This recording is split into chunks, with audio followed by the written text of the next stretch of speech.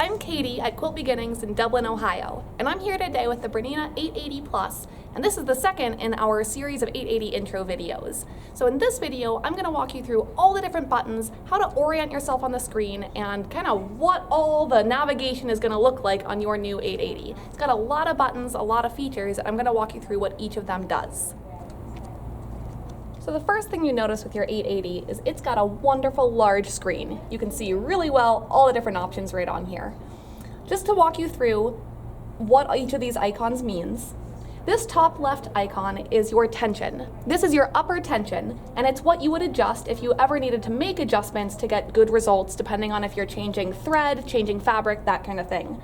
The nice thing with the machine is it has auto tension adjustment. So as I select a zigzag stitch, I see the stitch preview right on the screen, and that number in my tension area changes to the correct tension for this stitch. If I do need to make changes to it, I just touch on the icon, and I can make adjustments using either the slider, going up and down, or going in little quarter step increments. These numbers they don't really mean anything. 2.75 doesn't mean anything, but it gives you an indication of what the machine is set to when you wanted to remember what a good tension was for this set of fabric, thread, etc. So it's not like 3.5 means 3.5 pounds or anything like that, but it does kind of help you stay oriented in your tension, what's lower and what's higher. Whenever I see a yellow box around anything, it means that I have taken it off of the default. So if I wanted to put it back to the default, I just touch what's yellow and it's going to go back to that default setting. I can X out of this menu and we can go on to the next one. Next, I have a needle icon. This needle icon takes me into my needle settings menu. So here I can tell my machine if I have a twin needle on. So for example, if I've got a twin needle with a 2mm space between, my machine's going to show me that preview knowing that I have that twin needle installed. It's also going to protect me from going too far to the left or right and potentially breaking one of those twin needles.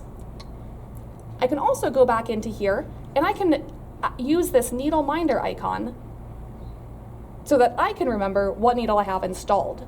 I very often am going to forget if I have a 70, a 100, a denim, a universal, whatever it is. So I can actually tell it that I have a universal 80, and then I don't have to remember that. When I X out of here and I turn off my machine and I go do something else and I come back after vacation and I come back to my machine, my needle minder icon will tell me I have a universal 80 in that machine. So it's a very helpful thing if I forget what kind of needle I have in there. So let's go ahead and take that twin needle off because I actually have just a single needle on my machine right now. The needle icon also brings me into this stitch plate selection area. I can get there also if I go down to the stitch plate icon. So both the needle and the stitch plate are going to take me to that same menu. In here, I can tell my machine what type of stitch plate I have on. This is very, very useful if I'm putting my single hole stitch plate on. I always want to tell my machine when I have that single hole stitch plate on because it's going to then know that it should not do a zigzag or, let me move left and right. It's going to really protect me from breaking my needle or doing any kind of damage. When I X out of there, what I can see is that my zigzag stitch has turned into a straight stitch. My machine is really smart. It knows if I've got that single hole on, it's not going to let me do anything to damage my machine. I right now have a 9mm on, so I'm going to go back into stitch plate, select my 9mm, which is my default, good for zigzag, good for anything. It lets me use that full width of my machine, and that's what I'm going to leave on for now. I'll X out of there, and we'll go on to the next icon. Next, we have our presser foot selection screen. The presser foot selection screen shows me all of the different presser feet with stars that are good for the stitch that I have selected. I want to actually tell my machine what foot I have on so that it can do some additional safety features, things like that for me. So for example, if I tell my machine that I have on, let's go ahead and search. I can use my little magnifying glass to search. I'll search for the 97, which is my 1/4 inch foot. And I'll tell it that I've got the 97D on. When I X out of that, it limits my zigzag again for a safety feature. It shows me an image of that foot and lets me know that I'm only going to be able to do what that foot can support. For now, I'm going to go back into my presser foot selection screen and tell it I've got the 1D on, which is the foot that I currently have on the machine. When I X out, I can see that I've got my full zigzag ability again. Next, I have the presser foot pressure option. I don't mess with this one too much. If I'm doing something that's very gauzy, very thin and slippery, I might increase that presser foot pressure a little bit. If I'm doing some free motion quilting or something that's on a loftier quilt sandwich, then I might reduce the presser foot pressure. You can even put it negative, and then your presser foot will even raise a little bit off of the fabric. But I usually leave it to a default unless I'm doing something very specific where I would want to adjust it. Next, we have our stitch plate selection, which we already discussed. And then I have my feed dog indicator. I can tell that my feed dogs are up right now because the little zigzag indicating the feed dogs is above that straight line of fabric. The 880 has automatic feed dog lowering capability. So when I press that icon, it actually is going to lower my feed dogs for me, which is very, very helpful. So if I'm going into free motion quilting, I can just lower my feed dogs with the touch of a button right on the screen. You can see that now the feed dogs are showing below the line of the fabric, and I will touch them one more time, raise them up. And what I notice is that the feed dogs physically don't come up until I take a stitch. So if they're showing up but they're not up yet, don't worry, they will come up when you start sewing. Next, I've got my bobbin light indicator, and if I touch on that, it's going to give me some information on threading the bobbin. There's lots of tutorials right in this machine, which is very handy when it's midnight and I'm sewing along and I just forget kind of what's going on. I can ask my machine to remind me how to do some of these basics. This bobbin light indicator, it's going to start flashing red as I become low on bobbin, and so that way I know that I'm gonna need to change my bobbin pretty soon. I have a clock that is not correct right now because it is not midnight 49. But I can go into here, turn it on, set a clock, set an alarm, have different options like that if I frequently sew without knowing what time it is, or frequently just kind of get lost in my sewing. It's really handy to have that option there. Next, we're going to look at just sort of stitch selection here and the rest of the screen. One of my favorite icons is this one right here. It's my needle stop down, or my needle stop position button. When it's up, my needle's going to stop up out of the fabric. And if I want to stop with my needle down, which I do when I'm chain piecing, or if I'm free motion quilting, or really most of the time I like to stop with the needle down in the fabric, I just touch it and it shows that my needle's going to stop down below the fabric. Next, I have some different numbers giving me dimensions of the stitch that I have selected. So right now, the default zigzag stitch is 3.6 millimeters wide and 1.5 millimeters in length. I can use my multifunction knobs here to adjust my width and my length. And I get to see, as I adjust the width, those changes on the screen. I see it visually, and I also see that number change to yellow. Same with length. This is how I can get a nice satin stitch if I kind of scrunch my zigzag up, or I can lengthen it and make a nice wide zigzag. Now I've got two different yellow numbers. I can always just put everything back to default on any stitch that I'm editing by hitting the clear button. But say that I really like how wide it is, but I'm not so happy with how long it is. If I touch any one of those yellow numbers and touch whatever's yellow, once again I put just that back to default while leaving all my other changes the same. This I is one of my favorite buttons, and we're going to go into a lot more detail in another video that's going to go over all the Bernina's stitch editing features. There's a lot of different options in here for decorative stitching, lots of fun stuff.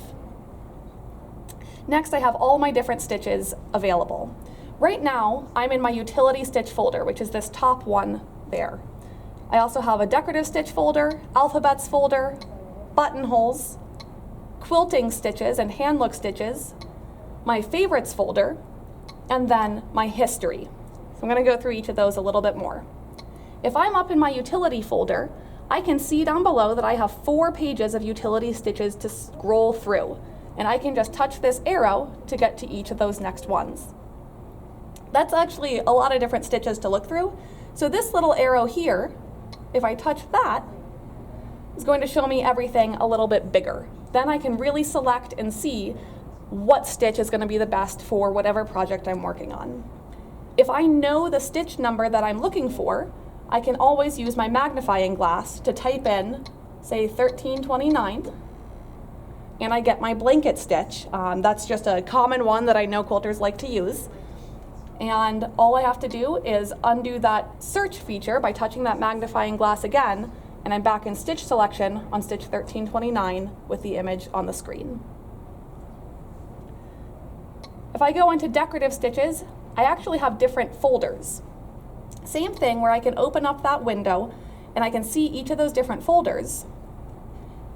There are lots of different decorative stitches, lots of fun things to explore. One icon that's very neat on the 880 is this little crosshair. That crosshair is telling me that every stitch in here is going to involve sideways motion. And that's where I'm going to use my number 40 foot. And we're going to go into a little more detail on sideways motion and multi-directional stitching in a later video as well. Up here, I have my Bernina breadcrumbs. We saw those back in the maintenance video in part 1. What I can do here, if I know that I want to just go back to my decorative stitch folder, is touch that squiggle, and then I get back to those folders and I can go into another one and pick a different stitch. I always like going into the flowers folder. I think that the tulips are really cute. There's lots of fun stuff. You can do lots of exploring. In my alphabets, it's the same thing. I have a lot of different folders, and then inside of each of these folders, I have my whole alphabet. So this is where I definitely like to use my transition, where I can easily see the whole alphabet. I can use lowercase, different numbers, punctuation, and then I can spell exactly what I'm trying to spell. And close that, and I'm just back on my stitch selection screen. Sometimes people kind of want to go home, and they say, okay, I got into this folder, I want to go home. This is really what home looks like, but I can always just go back up to utility and hit that straight stitch, and I'm kind of back to normal. This is what you're going to get used to seeing on your Bernina 880. In buttonholes, it's the same thing. I've got multiple pages of buttonholes, same with the quilting hand look stitches. In my favorites, we're going to go into a little more detail on this in a later video also, of how to save favorites, how to pull them out, different things like that. Bernina has a lot of great memory features where I don't have to actually write down and remember these different numbers. I can save my edits and save them for later, and then I can pull them back out when I want them. The history feature is a really nice feature as well that's exclusive to the 880 and the 790. What this is where if I forget even to save one of my favorite stitches, it's going to remember for me the last 29 or 30 stitches that I have actually stitched out. So if I have made a stitch, stitched it on this machine, it's going to remember it on all these different pages. So clearly we've done 8s, 3s, 7s, different stitches, but it's going to remember them without me having to remember to tell it to remember them. So it's kind of an outside brain for me, which is very nice. We have a few different icons along the bottom of the screen that are for some really fun features on the 880. We've got combination mode that we're going to go into a lot more detail in a later video that's going to be for all the different Berninas. We also have a stitch creator mode, which is super fun. So the 880 and 790 have stitch creator feature where you can design your own stitches, and we're going to do a lot more detail on that in a later time. Sometimes if you touch this plus accidentally, you kind of see that there's nothing on the screen, and when you touch a stitch, you just get these little blue things. You're probably in combination mode. So if there's a little white square around that plus, go ahead and touch it again, and you'll get back to regular sewing. You also have a fit to screen icon. So if I select a decorative stitch, and I just want to see in a little more detail what changes I'm making to it, I touch this fit to screen icon, and I can see it much bigger, kind of bigger than life, right on my screen. I just touch it again, and I go back to my regular view. Along this side of the screen, we have some permanent icons that we're always going to see. We have our home icon, which is where we can switch between sewing and embroidery. We're going to go into a lot more detail on embroidery as well, but this is kind of where we do our switching between those two sides of the house. Next, we have our gears, where we have lots of great settings options, lots of customization, personalization, things like that. This is where we went to go into our maintenance menu, and also where we're going to go into more setup. That's going to be kind of an exciting way to personalize and customize our machine. Next, we have our reference guide menu that I can't get into until I close my settings menu. So once I hit on that reference book, this is where I have a built-in sewing tutorial really at my fingertips. So if I want more details on really lots of different things, say embroidery techniques, it's going to ask me what kind of embroidery technique am I interested in. Freestanding lace. It's got lots of different supply instruction, general instruction, tips and tricks, troubleshooting ideas, lots of different ideas where we can then go back and go into a different option, just a whole kind of tutorial system right at your fingertips. And that's this book here. If I X out of that, I'm back to my sewing screen and I can go down to the next icon. This, the little mannequin, is my creative consultant. So this, instead of being a tutorial, it's really going to be how to set up my machine for different techniques. So say, I may not have all of these memorized, I can always use my question mark, and a blue question mark appears on the screen, and I can touch one of the icons to see what it is. That top left one is lightweight woven. So this is a lightweight woven, a medium weight woven, and a heavyweight woven. These are knits. We've got a couple of different types of fabric. Again, I don't have to remember those. I can always just touch my question mark and touch an icon to see what fabric it's intending to be. So say we're doing a medium weight woven. These are the different techniques that I can have different settings customized on my machine for. So if I'm wondering, well, what's that? It's a zipper. If I touch on that zipper icon, it's going to give me all the recommendations for what settings, what stitch to use, what kind of needle, what kind of thread, what kind of presser foot. And the very nice thing is that I can just hit the check mark and it's going to bring my machine up to all those different specifications it just recommended. All I have to do is put on the right presser foot, put in the right thread, and I'm good to go. Next, of course, we see our question mark. On this screen as well, really any screen on the 880, I can use my question mark to ask the machine questions when I forget what I'm doing. So this squiggle is going to tell me it's decorative stitches. Or if I forget what some of these icons over here are, this icon here, it's presser foot pressure. So it has the entire built-in user guide really at your fingertips with the question mark there. I'll touch the X and get back to my regular screen. Next, I have eco mode. This is a really nice sort of temporary sleep or a hibernation where I can save energy. I'm dimmed the lights, but the machine is still on and still has active memory. So a lot of things the machine's going to remember while it's on, and then if I turn it off, it's going to kind of reset things to default. Eco mode, it's going to save all those changes, but I can save energy when I'm taking a break from sewing or going to eat dinner, whatever it is that I'm going to do. To turn it back on, I just press the eco button again. My machine makes its wake up noises, and I'm back ready to sew. Then we have our clear button. And like I mentioned before, all these yellow different numbers, those are things that I've taken off of default. So if I hit clear, it puts everything back to default.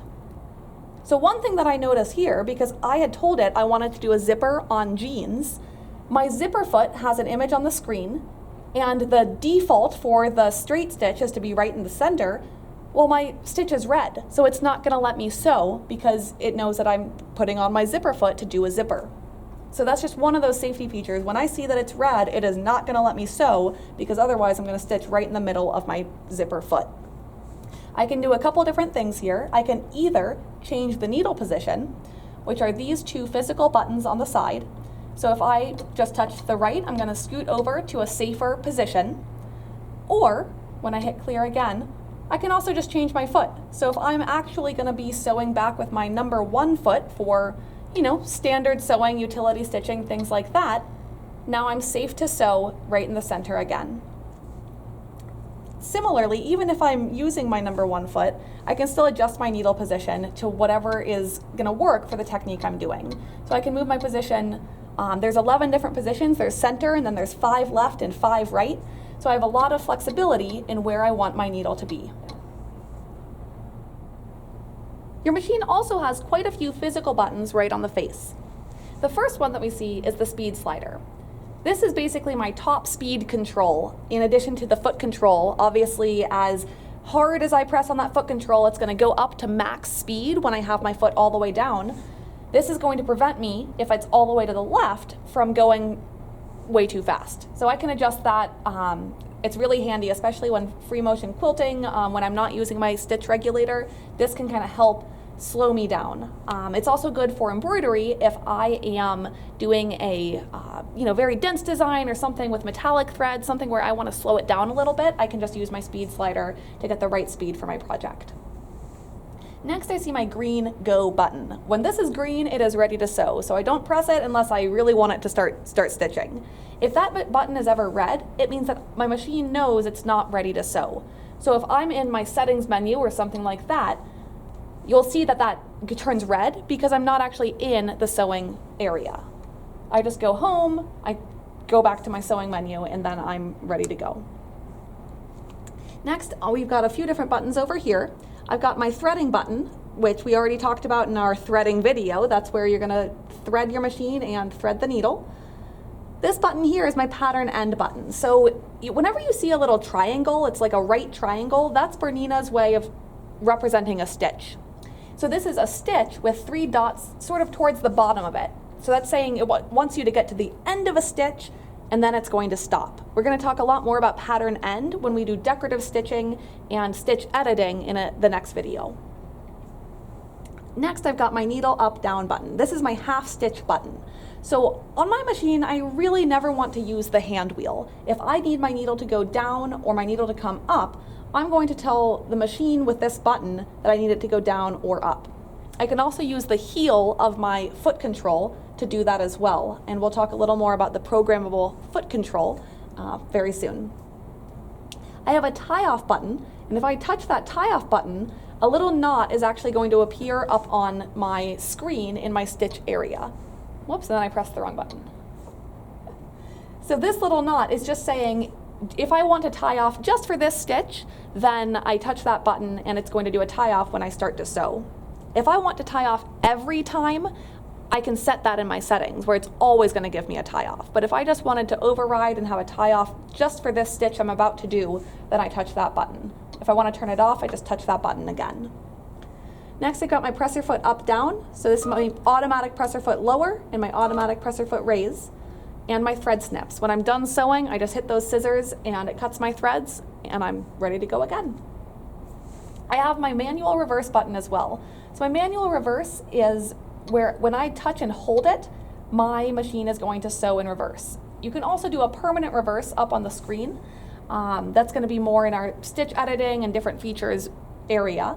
But for now, this is kind of how, if I just want to sew backwards for a little tack at the beginning of a stitch, I can release it and then I sew forwards again. So hopefully that helped get you oriented and answer some questions on what all the different buttons and icons are on your new 880.